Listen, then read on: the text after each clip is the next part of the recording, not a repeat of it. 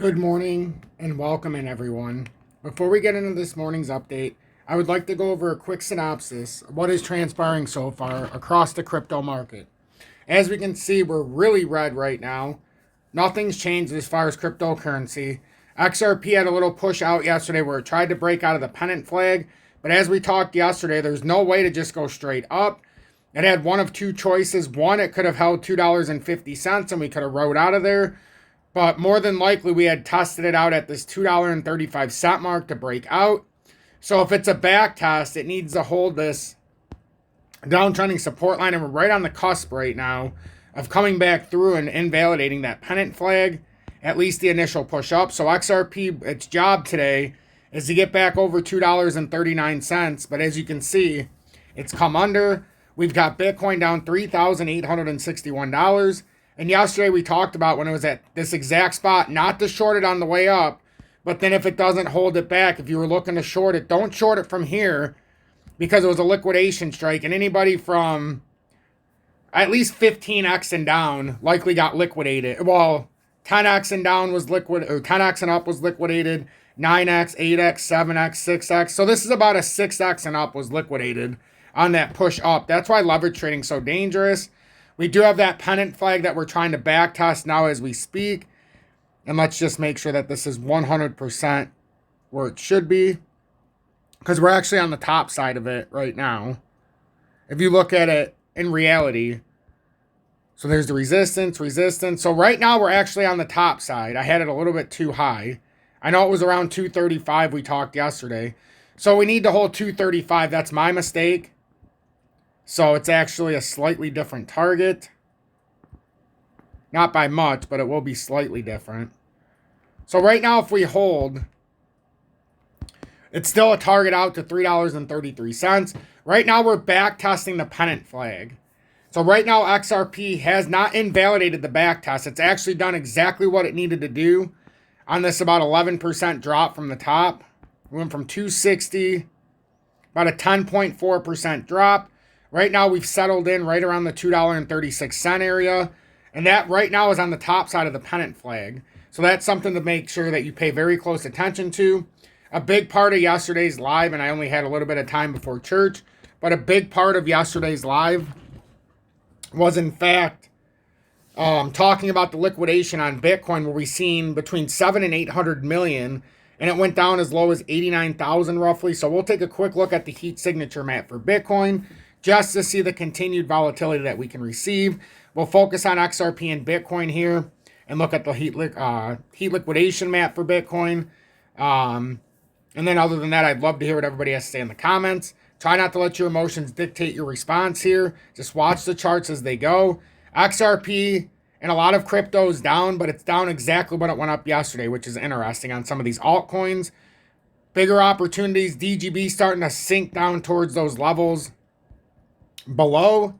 And if it did break down here, the next big move for DGB is going to be all the way down at the 006 mark. So we must pay attention to all of this, because if these are giving it back now like we anticipated for the most part, you know, this is serious decision time right here. If it breaks the 1-1 and it doesn't come back through, the technical drop down, and there's no reason anybody should sit through that drop down.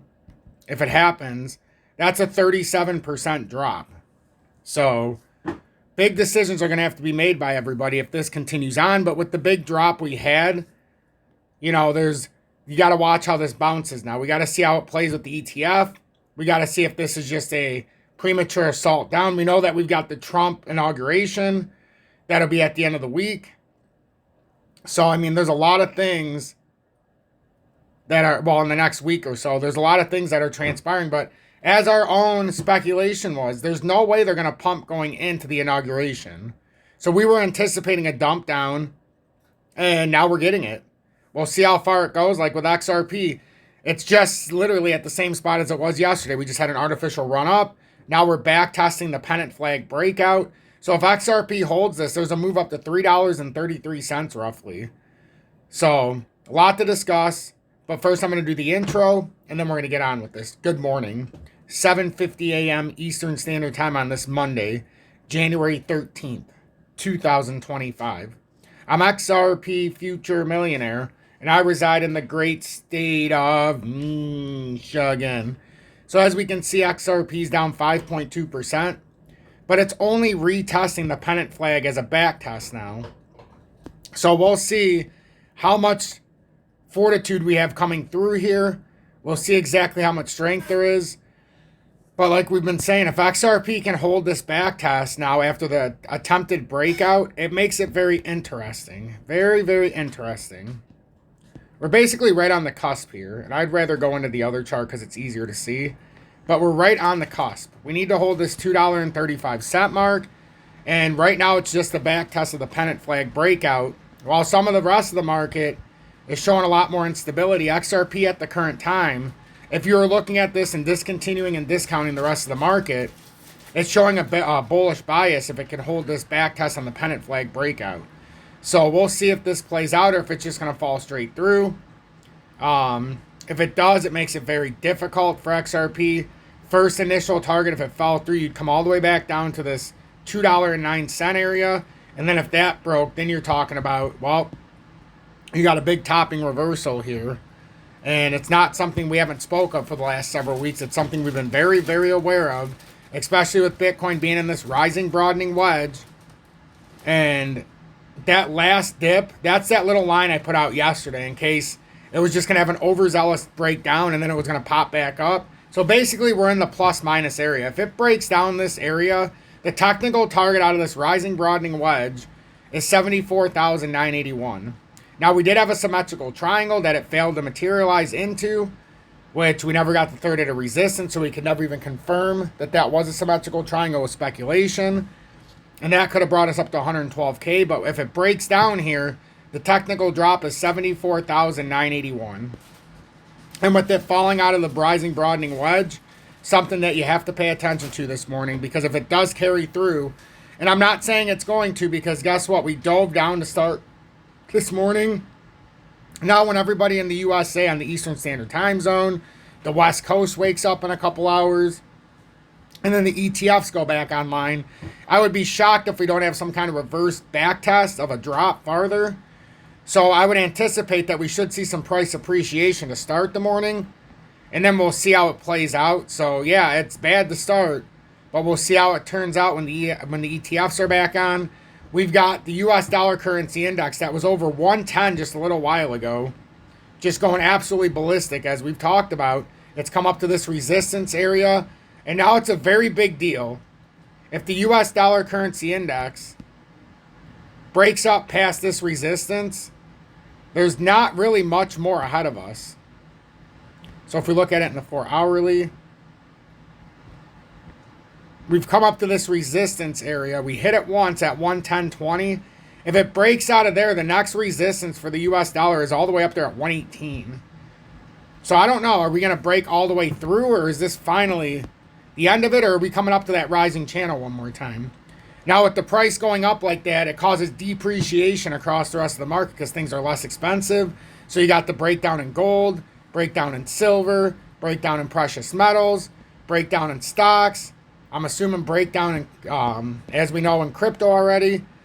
So, seems like a standard operating procedure this morning. So don't get too emotionally involved. Just got to watch it for certain levels. And right now, I would be shocked if we don't start to make a little bit of a reverse rally. Especially because now the ETFs are online. But like I said last week, ETFs, they were selling out of at record pace. Yes, we got a little bit of a buyback at the end of the week, but sometimes that's just to artificially floof up the market. And wasn't it strange over the weekend, the market was showing more signs of going up, and then right when Monday morning, late overnight, when everybody goes to bed in the USA, you wake up and the market's down anywhere from 4 to 10% across the board.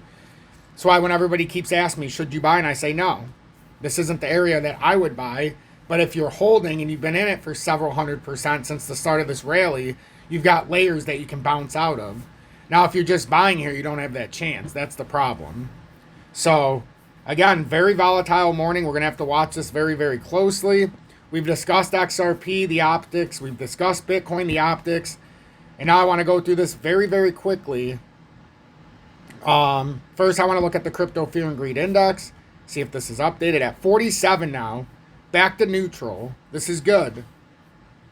Actually, maybe it'll drop farther today, to be honest with you.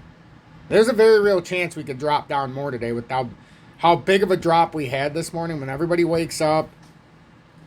I would anticipate this to come down some. It's at neutral right now, which is good. Just last month we were at 78 green, and before that we were up at 95, so not a beautiful thing. This is what we looked at yesterday, that we had all these liquidity areas, and I'm not going to refresh it. And this is in the small time frames. When we had it in the monthly yesterday, we could see $700, $800, $900 million at every $50 to $100 once you got down near 91,000. So we knew it was going to be volatile. We had the oh shit again yesterday because we're like, uh-oh. Oh shit. And now look, we filled through this liquidity. 900 million, 950 at 90,900. And we talked yesterday that once you get below 88 or 89,000, it kind of dries up. Even under 90,000, most of that liquidity's been felt now. You've got a little bit below, but now look what's going to happen going back up. This is what we need. 500 million now at 96,000. You're going to have a whole slew of liquidation here, several $1 billion. You get up here and it's adding up 400, 300, even higher, 3, 4, 500. So now you're going to start to we wipe out the short traders, and we've come down through this zone we talked about yesterday. And now it's going to come back eventually, and we're going to take out some of those top liquidations. We just need it to start darkening up a little bit. So the more people go short here, the more likely we are to have that reverse rally back up. Just like how everybody started going long in the shorts. The long traders had that heavy liquidation down here near 90 and 89K.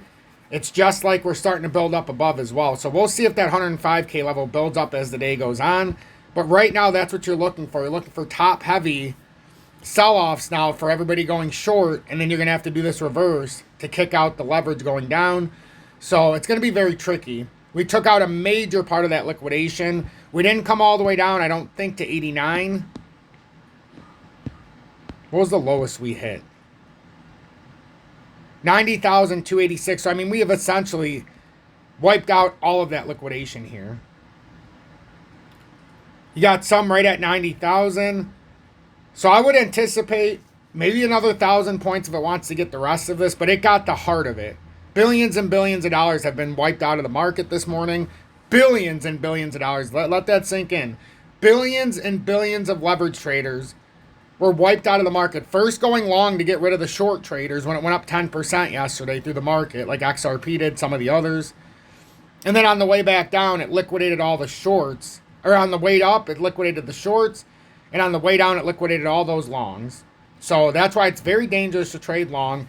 If you're in spot positions and you've been since the start of the cycle before the rally, now's your time where you can start picking layers. You can start picking layers, but after a drop like this, you've already missed that opportunity. So now you look to see how the market bounces back. Like everything that I own. Everything I wanted to get rid of, I got rid of. Everything I needed to make profit, I did. But on the things that I talk about, that's just kind of we're sitting. And unless it breaks down major barriers, because I'm up several hundred, even 4 to 5, 6, 700%, depending on what it is, I'm not interested in the buying selling game. My optics now is every bit of profit I make, every bit of money that I have that is coming in through crypto, I send it into a savings through crypto and the USD, and I let it sit, or I put it into my crypto debit card that goes up to 25 grand, and then I've got money behind it. So I've got plans. It's just now if we drop down 10% in a day and my portfolio goes down a couple thousand, it's our job. You know, if you have spare cash in your crypto exchange, let it sit and you wait for the opportunity that comes next. And then if you have to start selling out of things, you don't end up afraid of it. It's just make sure that on your particular asset you're looking at, your token, that it's a selling point. Like XRP is absolutely not a selling point, which is crazy to say. But unless it breaks through this, and it very well could, but you're not selling it on the top side of the pennant flag. At least make it work for it. You know, make it work for it. Now, you could have definitely sold up here if that was an area at 250 like we talked about. It needed to hold it, which it didn't. But now the pennant flag, the back test, that has to happen before a further move. So, I don't know. Is this the start of a breakdown, or is this the start of the real back test, and then we have a surge up to 333? That's the question you're all going to have to ask yourself this morning. I'm XRP Future Millionaire. I'm going to leave it like this because I got to get my son to school in 20 minutes. Still got to get some of my stuff ready. Got to take some of my herbs because I'm going to go to the gym after. But pay attention to the market and don't let it finesse you, or, you know, don't let it dictate what you're going to do. I told you about the guru, how he was adding in at the wrong spots, and he's lost like $150,000 in the last 2 or 3 days because everybody says buy the dip. We haven't dipped.